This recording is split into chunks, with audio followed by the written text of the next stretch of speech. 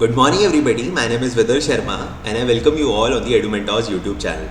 So, in today's video, I am going to discuss about अभी जो Delhi university ने अपना common seat allocation system portal launch किया है, तो how you have to approach it, क्या क्या चीज़ें आपको अपने माइंड में याद रखनी है, क्या डूज एंड डोंट्स हैं. तो just in short video I will give you the summary. तो सिंपल गूगल पे जब आप टाइप करोगे ना, यहाँ सिंपल आप जाके CSAS पोर्टल टाइप करोगे तो दिल्ली यूनिवर्सिटी का ओपन हो जाएगा, राइट. तो मैंने ये ओपन किया तो you will be see that Delhi University undergraduate admission common seat allocation system. अब there can be two kind of candidates. Generally आप लोग वही होंगे जो न्यू रजिस्ट्रेशन करेंगे, ठीक है. तो सबसे पहले कुछ नटशेल में बातें देख लेते हैं जो आपको ध्यान रखनी है. सो देखो, जैसे फर्स्ट स्टेटमेंट है दैट एडमिशन जितने भी अंडर ग्रेजुएट के एडमिशन होंगे वो उसी के थ्रू होंगे, राइट. उसके अलावा जो सेकंड बेसिक सी चीज़ें हैं दैट जो कॉमन सीट एलोकेशन सिस्टम है वो दिल्ली यूनिवर्सिटी के लिए जितने भी कॉलेजेस हैं आपको अप्लाई करना है. Filling the preference for the program and the college allocation cum admission process में यूज़ होगा, राइट. फीस देख लेते हैं. तो fees structure will be like that there will be one time. General category के लिए फीस स्ट्रक्चर इज ₹250, है ना. SC/ST 100 rupees and this is non refundable.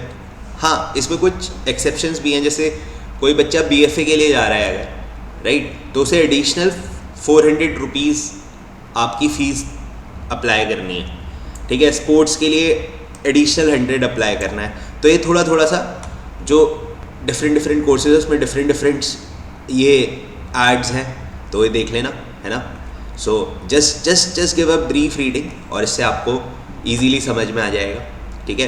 तो ये बेसिक है, तो ये तो रजिस्ट्रेशन करना ही है आपको.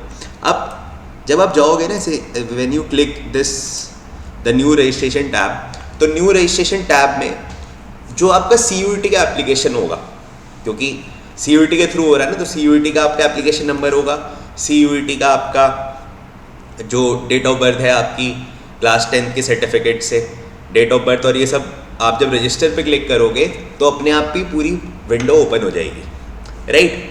अब इसमें ना ये चीज़ें ध्यान रखनी है that the candidate can log in to the CSAS portal application through the registration CUET 2023 application number only, है ना. It's very common.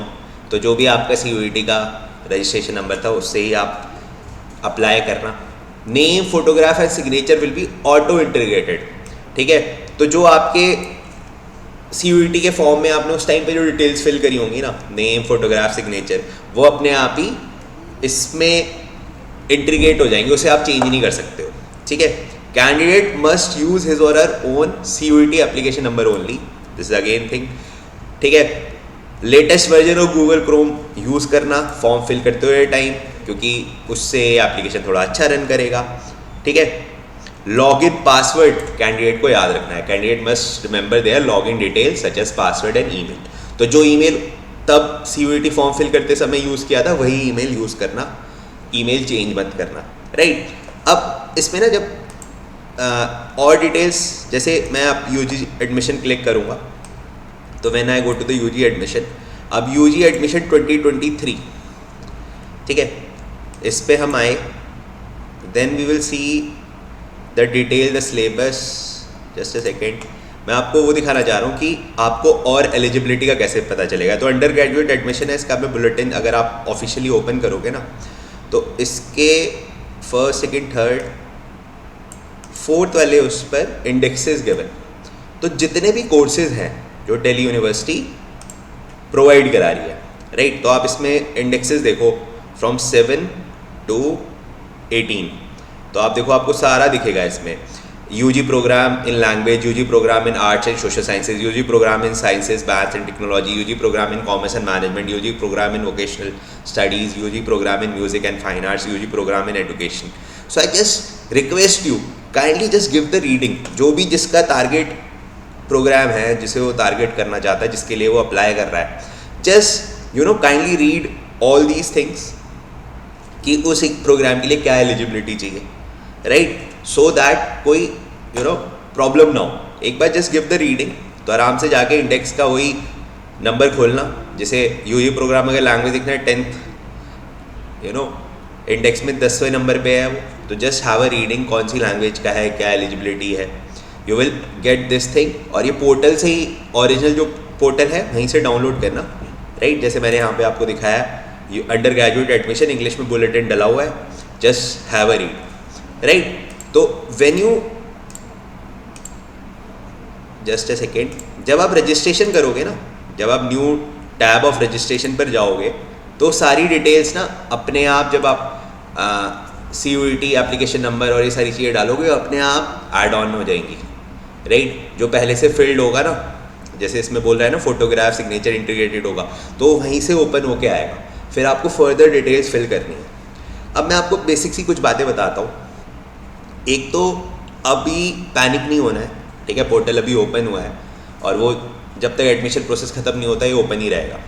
लेकिन अभी से आपको प्रिपरेशन क्या करनी है, अपनी class 10th, right, class 10th का पासिंग सर्टिफिकेट, 10th की मार्कशीट, 12th का पासिंग सर्टिफिकेट, 12th की मार्कशीट, राइट। जो बच्चे कैटेगरी वाले हैं, तो like somebody is OBC EWS category, जो उनकी कैटेगरी है वो सेंट्रल लेवल पर एफिलेटेड होनी चाहिए, number 1। Number second thing is that जो आपका कैटेगरी सर्टिफिकेट है वो आपका एप्लीकेबल होगा 31 मार्च 2023 के बाद वाला। तो जिन्होंने अभी तक नहीं बनवाया है सर्टिफिकेट, अपने सर्टिफिकेट्स डॉक्यूमेंटेशन अपना पूरा रखो, राइट। अपनी photo, passport size photo latest, right, your signature.